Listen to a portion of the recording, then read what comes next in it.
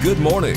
Welcome to At Your Service on KLAX TV. Good morning, I'm Taylor Rubach at your service. My guest here today is State Treasurer John Kennedy.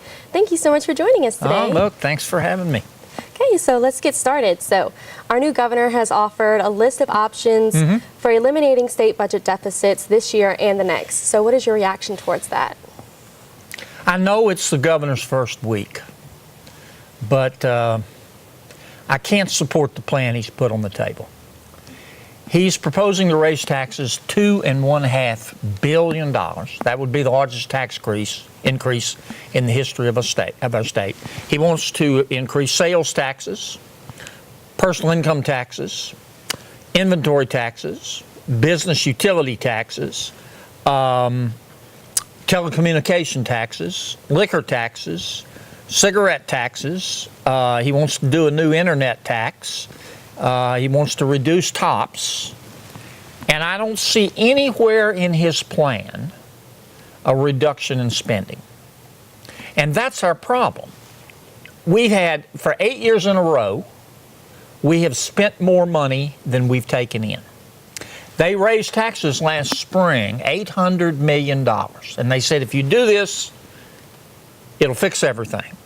Well, the legislature did it, and we still have deficits. What I'd like to see Governor Edwards do, and I say this with all respect because I really like him. I've known him for a while. He's very smart. I'd like him to just say, look, we're not going to talk about the tax code for a while. Let's talk about one issue. How do we lower our costs? How do we control spending while still being able to deliver a decent product to taxpayers? And then maybe taxpayers would be willing to talk about the tax code. I've given him some ideas about how we can save money without hurting anybody, and I hope he adopts them.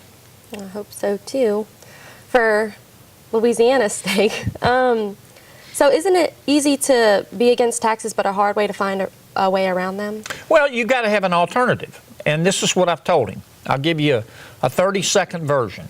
I said, number one, we've got 156 what we call statutory dedications. The cynic would call it a slush fund.